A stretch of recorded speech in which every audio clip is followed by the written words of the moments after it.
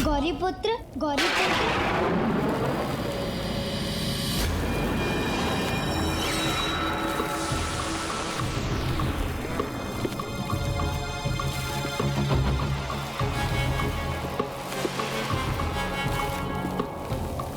अनेक वर्षों से जो यहाँ आपकी प्रतीक्षा कर रहा है वो हूँ मैं। आपके समान मैं भी अकेला हूँ, जिसके पास ना कोई आता है ना जिससे कोई कुछ कहता सुनता है। क्यों, मैं सत्य ही कह रहा हूँ ना मित्र। अकेलेपन का आभास तो अवश्य हो रहा है मुझे, किंतु मुझसे ये कहने का इसका क्या प्रयोजन है? गौरीपुत्र, मेरे कान आपके चारों ओर थे, इसलिए मुझे ज्ञात है कि आपको तो सभी ने अकेला छोड़ दिया है। पिता ध्यान में लीन हो गए। अब मेरे ध्यान समाधि का समय हो गया है, मैं प्रस्थान करता हूँ। माँ अन्य स्त्रियों के साथ व्यस्त हो गई और आपके भ्राता और आपके नाना जी ने भी आपके जिज्ञासा पर ध्यान नहीं दिया। आपकी चिंता आपके विचारों को सुनने से अस्वीकार कर दिया।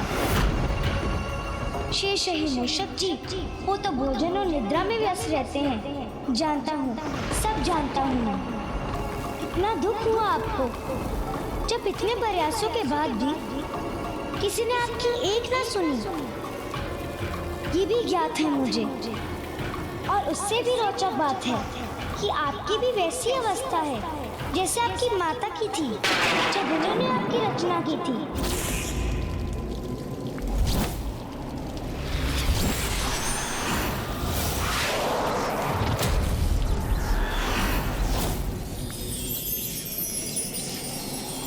क्योंकि तब उन्होंने भी बहुत अकेलेपन का आभास हो रहा था।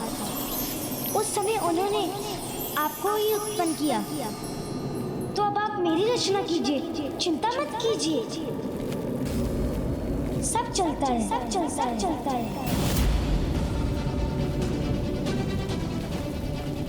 अधिक कहाँ कुछ करना है आपको। मैं स्वयं कोई आकार लेने में असमर्थ हूँ। तो मित्र गौरीपुत्र, मुझे एक आकार लेने मात्र में मेरी सहायता कीजिए आप। मित्र की आवश्यकता तो है मुझे, किंतु इस प्रकार इस अज्ञात भस्म को आकार देना क्या ये उचित होगा?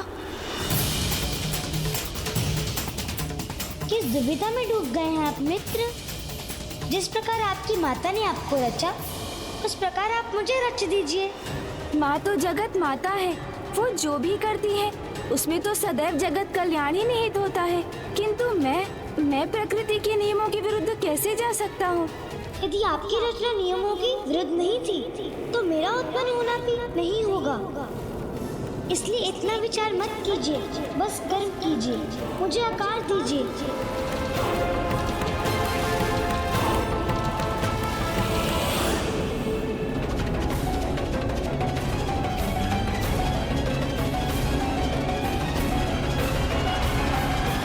स्वामी, ये तो जन्म लेने के पूर्व ही अपने कपट का परिचय दे रहा है। गौरीपुत्र प्रथम पूज्य गणेश को उनकी दुर्बलता का आभास दिलाकर उनके लाभ उठाने का प्रयास कर रहा है, और साथ ही वो सब चलता है कि भाव को भी आरंभ कर रहा है। ये सब चलता है का भाव संसार में अनेक समस्याओं को जन्म देता है, और दुर्भाग्यवश ये संसार एक बहुत बड़े संकट का साक्षी बनेगा, वो भी स्वयं विघ्नहर्ता गणेश के हाथों।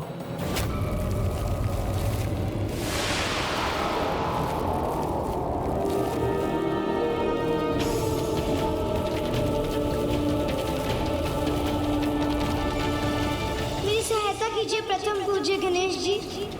आपको मेरी आवश्यकता हो अथवा नहीं, किंतु मुझे आपकी सहायता की आवश्यकता है।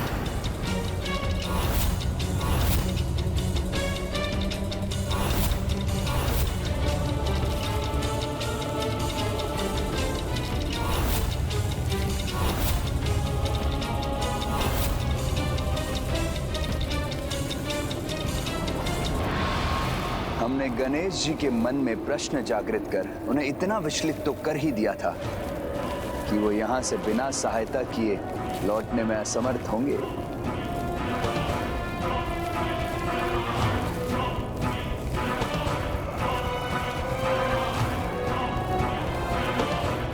शीघ्र कीजिए गणेश जी, आपको जो भी करना है शीघ्र कीजिए।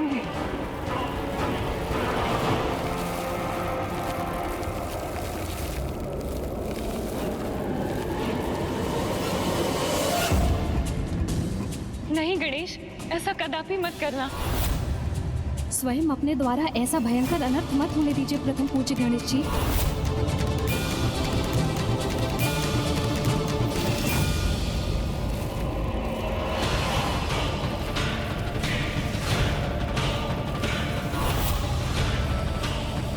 किसी की सहायता करने के लिए इतना विचार करने की क्या आवश्यकता है मित्र? किसी का सहायक बनने में तो सब चलता है, सब चलता है।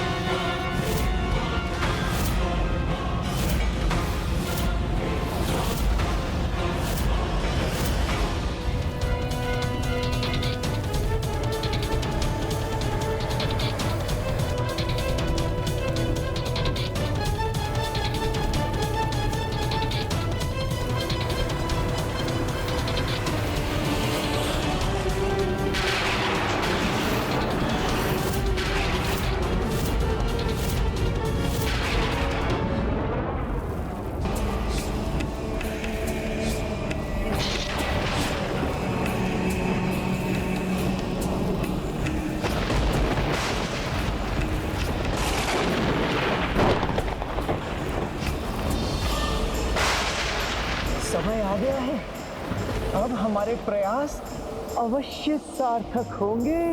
गणेश को हमने इतना अधीर कर दिया है कि उसके फल स्वरूप हमें हमारे महानायक का सानिध्य प्राप्त होने जा रहा है।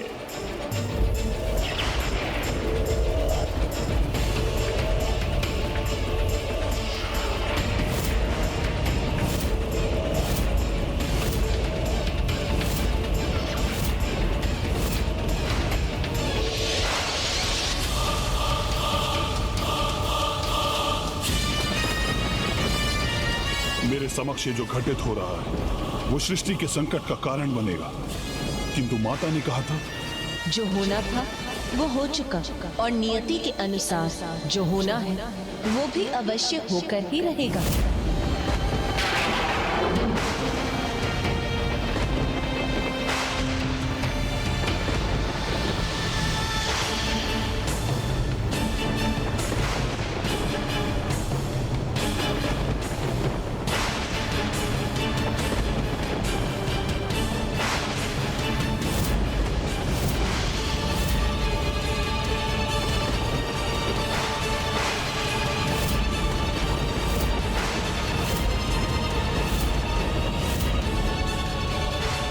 अभी तक मेरा कोई मित्र नहीं था, अब से ये मेरा मित्र होगा।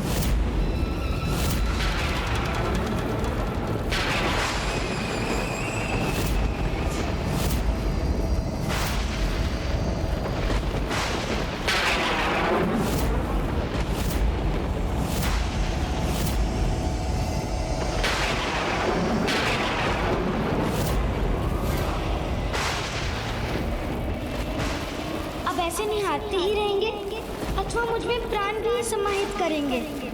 आप मात्र मेरे मित्र नहीं, मेरे चेता हैं, मेरे जन्मदाता हैं।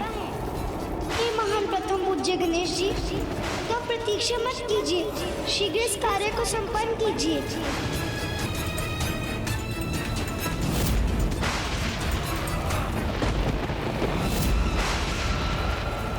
अब आप रुक क्यों रहे हैं मित्र?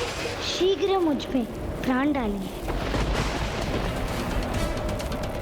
तो मात्र प्राण ही देना शेष है, शीघ्र कीजिए ना गणेश जी।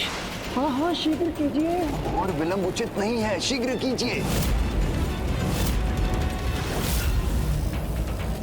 नहीं गणेश, ऐसा कदापि मत करना। ये अनर्थ मत कीजिए पार्वती नंदन। क्या ये उचित होगा? दोष का स्थान नहीं है आप। अपनी रचना को शीघ्र प्राण दीजिए गणेश जी, और फिर आपको एक मित्र भी प्राप्त होगा।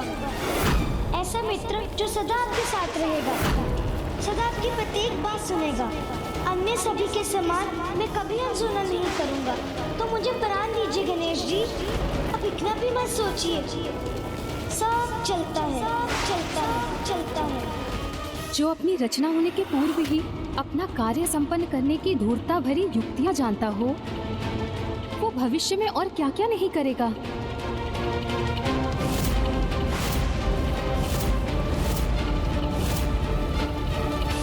कैसी दुविधा में हूँ मैं, अब करूँ तो क्या करूँ? ऐसी अधूरी सहायता का क्या लाभ मित्र? मेरे जन्मदाता, मुझे आकार दिया, शरीर का प्रदान कर दिया आपने, किंतु प्राणों के बिना क्या लाभ है शरीर का? उचित ही तो कह रहा है ये। आकार प्रदान किया और प्राण नहीं, तो फिर तो कुछ कहाँ प्रदान किया मैंने। इतना विचार मत करो मित्र।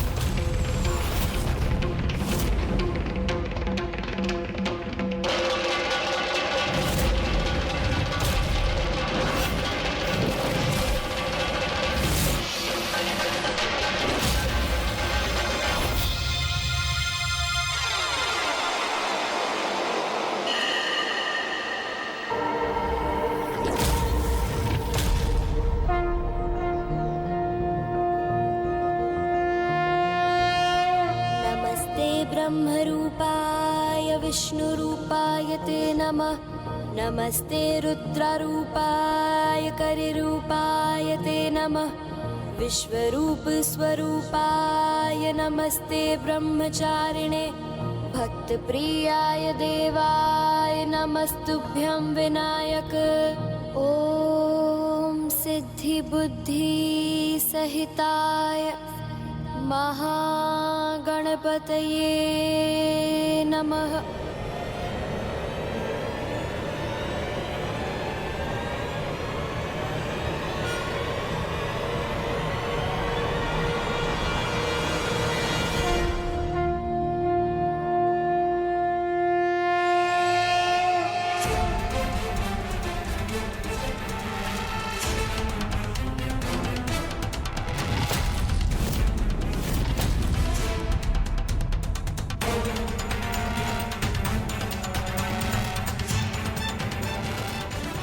कोटि कोटि धन्यवाद मेरे मित्र, मेरे जन्मदाता।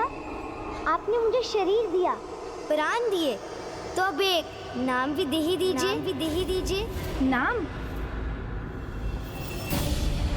काम, क्रोध, मोह, मद और मात्सर्य जैसे विकारों को जो अपना गुण मानेगा, जो शास्त्रों से विपरीत चलेगा, जो धर्म के भी विरुद्ध होगा और जो सत्कर्मों से जिसे घृणा होगी, जो क्रूरता से आनंदित होगा, जिसके लिए अन्य जीवों को प्रताड़ित करना सब चलता है ही होगा, जो ऐसे पाप, कुकर्म और अत्याचार करेगा, जो सृष्टि की कल्पना से भी परे है, जो महाअधर्मी असुर, धर्म और सदाचार का अभिशाप बनेगा।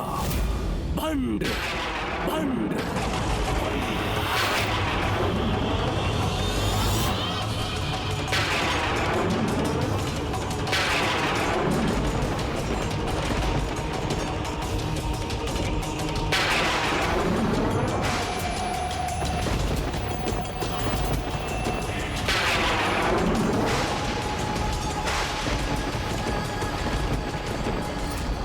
तुम्हें तुम्हारा नाम देता हूँ, भंड कुमार।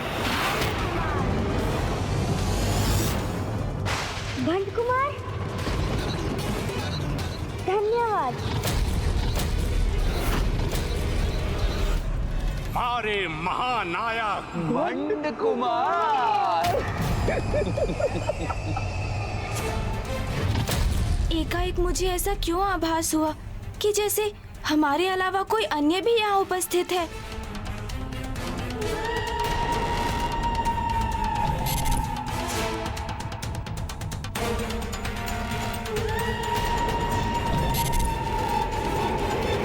मैं तुम्हें तुम्हारा नाम देता हूँ, भंड कुमार, भंड कुमार।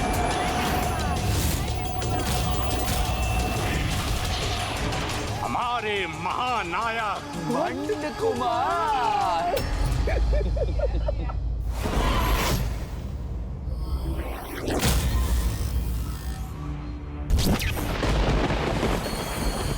ये किसका स्वर था? कोई अन्य भी है क्या यहाँ? क्या तुम्हें भी कोई स्वर सुनाई दिया मित्र? किसी को देखा तुमने? नहीं मित्र, न मैंने कुछ सुना, न मैंने कुछ देखा। और अभी आपके द्वारा यही तो उत्पन्न हुआ हूँ मैं। संसार के भिन्न स्वर और दृश्य मैं तभी पहचान सकूंगा जब उन्हें देखने और सुनने में आप मेरी सहायता करेंगे। नहीं, तुम्हारे शरीर की रचना कर तुम्हें प्राण भी दिए हैं मैंने, तो अब अन्य जीवों के समान स्वयं संसार को देख समझकर अपने अनुभवों के आधार पर अपने व्यक्तित्व का निर्माण करना होगा। गणेश जी की सहायता के बिना तो मैं एक सामान्य जीव बन के ही रह जाऊंगा। उनके सम्मान मुझे शक्तियाँ कैसे प्राप्त हो पाएंगी? नहीं मित्र, कुछ समय तो आपको मेरे साथ चलना ही होगा। मुझे जीवन दिया है आपने, इसलिए मेरा मार्गदर्शन तो आपका ही उत्तरदायित्व है। आप मेरे कर्ता धर्ता हैं, मेरे ईश्वर हैं। नहीं, मैं तो तुम्हारा मित्र ही हूँ, इसीलिए मुझे मित्र ही पुकारो।